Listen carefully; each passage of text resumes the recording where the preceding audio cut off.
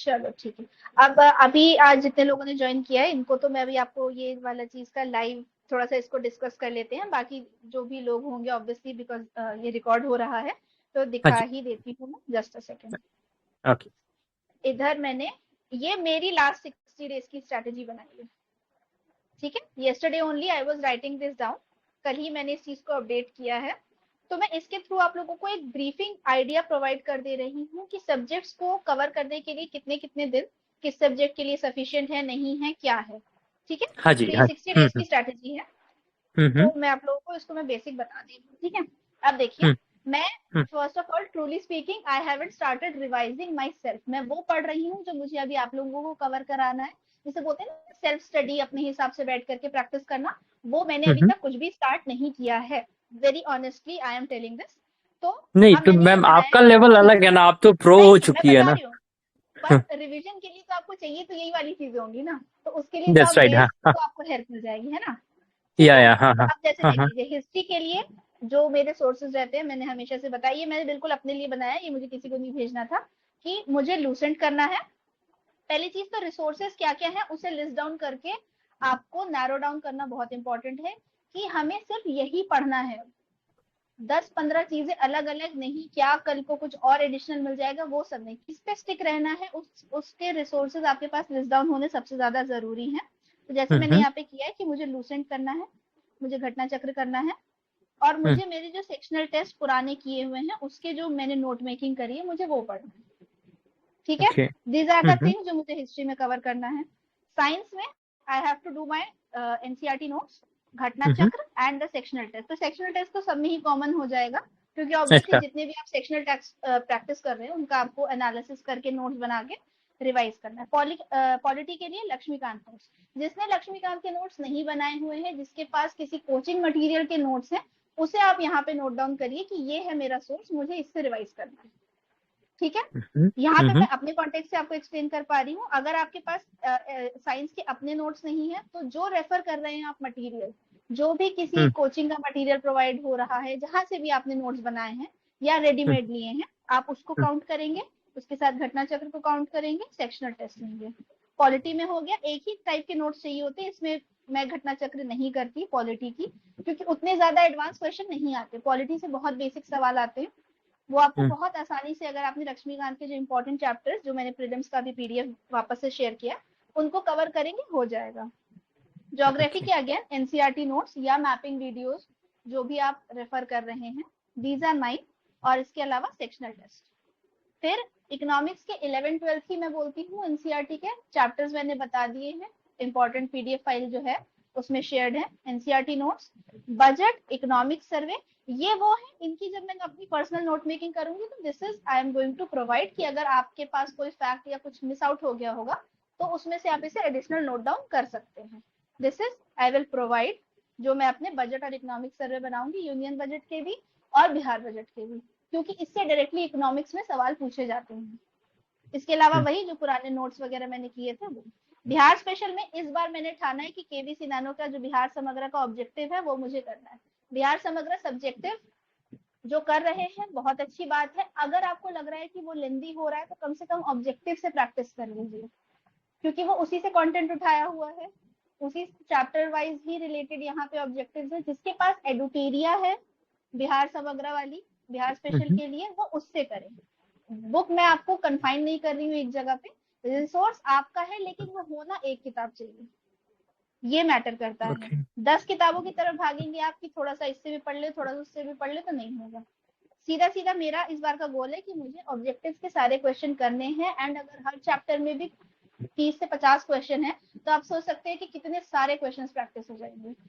Automatically आपको एक अच्छा खासा नॉलेज, जिसको बोलते हैं नॉलेज बैंक, आपके पास क्रिएट हो जाएगा। इसके अलावा मैगजीन और सेक्शनल टेस्ट के जो भी नोट्स हैं उनसे रिवीजन करना है। स्पीडी मैगजीन करनी है मुझे, जो ईयरली वाली अभी प्रोवाइडेड है, और एडिटेरियन जब भी आएगी तो उसका practice set. Okay. Full fledged magazine पढ़ने के लिए I am referring to Speedy only, कि मैं स्पीडी मैगजीन करूं, पूरी स्पीडी मैगजीन करूं, और एडुटेरिया जब आ जाएगी तो उसके सिर्फ क्वेश्चंस को प्रैक्टिस करूं। ये हो गए मेरे सोर्सेस। इसके अलावा अटेम्प्ट एफएलटीज यानी कि full length test and make their notes, जो आप लोगों को भी ऑब्वियसली मिलेगा ही। फुल लेंथ आप अभी टेस्ट प्रैक्टिस करेंगे ही, सेक्शनल चल ही रहे हैं, ठीक है। और उसके नोट मेकिंग करना बहुत जरूरी है, क्योंकि ये जो नोट्स होते हैं ना, जो आखिरी के 10 डेज होते हैं, उसमें पढ़ाई इनिट होती है, क्योंकि उसमें पढ़ाई आप ये पूरा तो नहीं पढ़ पाएंगे, उसमें पढ़ाई वही हाँ होगी जी, जो हाँ आप जी। क्रिस्प नोट्स बना पाते हैं, ठीक है। रिसोर्सेज आपके यहाँ तक डन हो गए कि ये मेरे रिसोर्सेज है। इसके अलावा I am not going to touch any third book और मैगजीन, दिस इज इनफ। इसे पढ़ना है, इसे रिवाइज करना है। अब यहाँ पे आपकी एफिशिएंसी आती है कि अब जो नंबर ऑफ डेज गिवन है उसमें आप किस तरीके से उसे रिवाइज कर रहे हैं। Right, right ma'am. I have provided 15 days for history because history becomes a very important subject. बहुत ज्यादा टाइम उसको देना चाहिए, हालांकि मेरा तो इतनी बार पढ़ा हुआ है, बट फिर भी लाइटली नहीं लेना है किसी सब्जेक्ट को। जो इम्पोर्टेंट रखता है एग्जाम में, जिस एग्जाम में इसका कवरेज अच्छा खासा है, उस सब्जेक्ट को आपको इम्पोर्टेंस देना जरूरी है। So I have provided 15 days for history, 10 days for science, 1 week each for polity, geography, economy and Bihar special. It depends upon you कि अगर आपको लगता है कि you can do economy in 5 days, so you can add 2 more days to Bihar special, या अगर आप इन्हें 6 दिन में कर सकते हैं तो ज्यादा टाइम आप बिहार स्पेशल में डिवोट करना चाहेंगे। कंप्लीटली डिपेंड्स इंडिविजुअली, ठीक है। एट टाइम्स ओके, ऐसा होता है कि अगर मेरा सब्जेक्ट मान लीजिए 15 दिन का जो हिस्ट्री है उसमें मेरे पास कुछ टाइम बच रहा है, just in case, so what I will do, okay, I will add history part of Bihar special in this as well. इससे क्या है कि ओके। अगर मैं हिस्ट्री ही कर रही हूँ तो बिहार स्पेशल वाली भी हिस्ट्री साथ साथ में रिवाइज हो जाएगी, इफ टाइम परमिट्स। अदरवाइज फिर मैंने जो हिस्ट्री के अपने रिसोर्सेज रखे थे, जीसी, लूसेंट एंड नोट्स, नोसी पे स्टिक रहूंगी। If time permits I will add a Bihar special वाला पार्ट, ओके। और इसके अलावा एक ओके। वीक पूरा जितना भी सेक्शनल टेस्ट किया है उसको रिवाइज करना, एनालाइज करना, because this is very important. सारे सब्जेक्ट वाइज आपके कंप्लीट हो जाएंगे आपके, मेरे ख्याल से भी जुलाई में ही, 15 जुलाई तक ही आई गेस जो हमारा टाइम टेबल है उसके हिसाब से कंप्लीट हो जाना है। तो उसके बाद में सेक्शनल टेस्ट जितने भी हैं रिवाइज करने हैं, और ये बिल्कुल है, ये एक हफ्ता करके ये हो गया, 10 दिन ये हो गया, 15 दिन ये हो गया। If I am not wrong, मैंने सही कैलकुलेट तो किया है, 25 and this is 35 plus 25, yes, ये हो गए आपके 35 दिन, ये हो गए आपके 25 दिन, ठीक है। एग्जैक्ट 60 डेज का है ये। एंड 60 डेज से if I am telling you कि अगर मैं इसे मंडे ऑनवर्ड से फॉरवर्ड करती हूँ तो जो भी है, तो मेरे आखिरी के 10-12 दिन जो है वो फास्ट फॉरवर्ड रिवीजन के बचेंगे, जो कि होगा हमारा जस्ट पीटी से पहले वाला टाइम, ठीक है। अगस्त लास्ट वीक तक we are suppose to complete everything, every subject, and last के 10-12 दिन में अब जो इसके आपने जो हाईलाइट किए होंगे चीजें, क्योंकि जब आप पढ़ते हैं तो कुछ चीजें आपको लगती है कि ओके दिस इज समथिंग जो मैं लास्ट में पढ़ूंगा, या लास्ट में मुझे ज्यादा अच्छे से रट्टा मार के याद हो जाएगा। वो कोई पर्टिकुलर ज्योग्राफी हो सकती है बिहार स्पेशल वाली, कि रिवर्स के नाम या ओरिजिन मुझे याद नहीं हो रहे, उसका मैंने टेबल में नोट्स बना लिया, इसे मुझे रटना है। तो ये आपको इन 60 दिनों में डिसाइड करना है कि आपको क्या है वो चीजें जो बिल्कुल अटमोस्ट इंपॉर्टेंट है, जो रटनी है, जो आपने छोटी छोटी चीजें आप एडअप कर रहे हैं कि इसे मुझे लास्ट मोमेंट पे रिवाइज करना बहुत जरूरी है। आपको खुद समझ में आने लगेगा कि इन 60 दिनों में आपको ये करना है। ऑल्सो वन मोर थिंग जो मैंने इसमें नहीं ऐड करी है, that is doing PYQs every day. It is up to you कितना टाइम आपको मिल रहा है, 5 करो 10 करो जैसे भी करो, बट PYQ से टच नहीं छोड़ना। अगर नहीं कर पाते हैं दैट्स नो प्रॉब्लम, वो हम इन फिर 10-12 दिन में कवर करेंगे, क्योंकि PYQ स्पेसिफिकली 67th ऑनवर्ड्स, 67 से 70th तक के जो PYQs है वो देखे बिना PT नहीं देने जाना है। इसमें से पूछेगा ही पूछेगा, उस टॉपिक से पूछेगा, मे बी उसको डायरेक्टली सवाल को पूछ ले, बहुत हाई चांसेस होते हैं।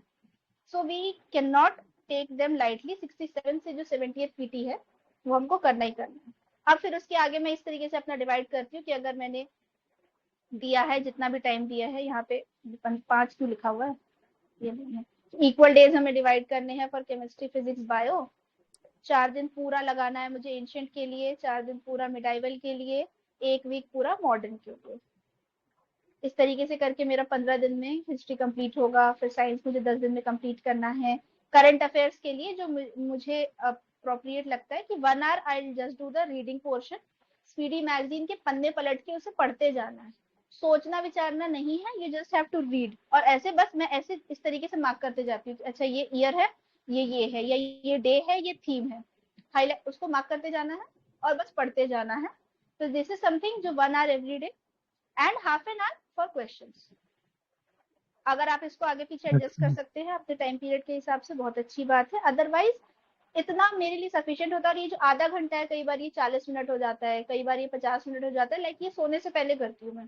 कुछ नहीं, ये जो हाँ, मैगजीन है उसके क्वेश्चन वाले पार्ट को लेकर के बैठे हैं, पेंसिल लेकर के बैठे हैं और अपना टिक मारते चल रहे हैं, पीछे से आंसर देख रहे हैं कि अच्छा मैंने ए मार्क किया है पर सी है, क्यों है, इन चीजों को, या अगर कुछ मुझे लगता है कि ठीक है गूगल से देख लेना चाहिए क्या इससे रिलेटेड और कुछ इन्फॉर्मेशन है, तो मैं वो उसे ऐड करती हूँ सिंपली सोने से पहले।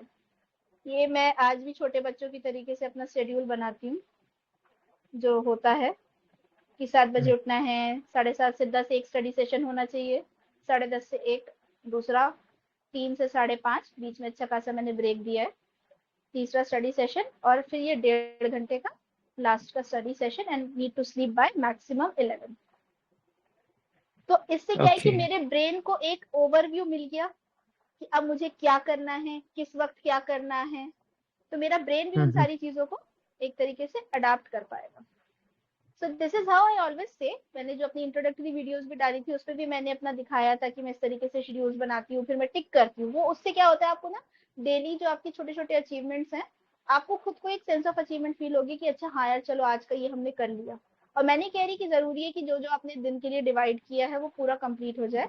देर आर डेज जब नहीं हो पाता, कई बार आपको बाहर जाना पड़ गया, घर का कुछ काम आ गया, होती हैं प्रॉब्लम्स, आती हैं, सबको मैनेज करना होता है, बट फिर वो आपको एडजस्ट करना है इन्हीं 60 दिनों के अंदर।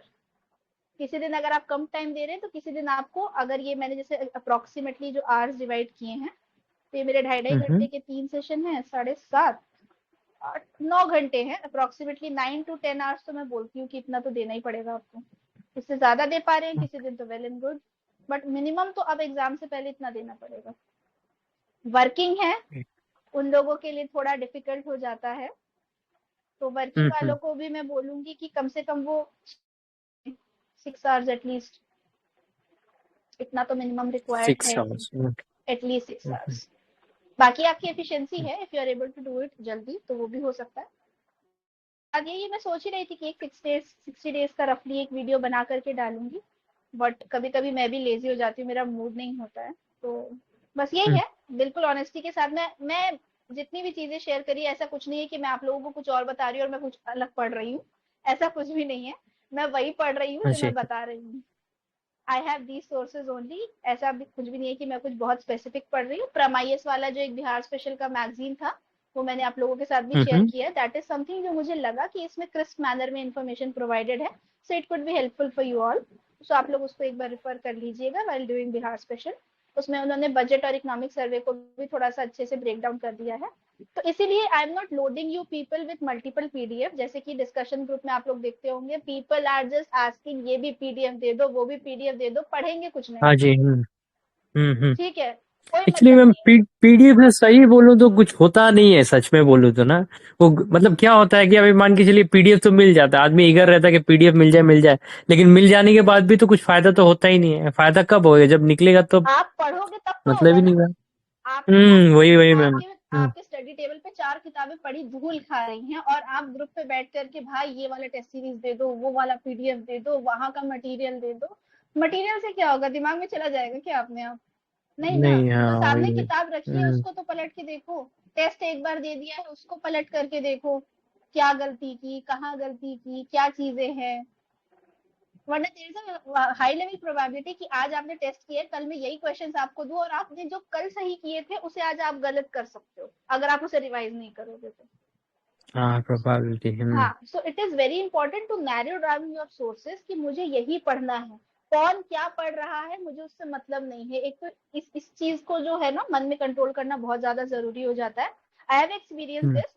आप मार्केट जाएंगे या आप अपने दोस्त को देखेंगे, वो बताएगा देख भाई यहाँ पे ना पूरा एकदम हाईलाइट करके उन्होंने डायग्राम के तरीके से बता दिया है, ऐसे बता दिया है, वैसे बता दिया है।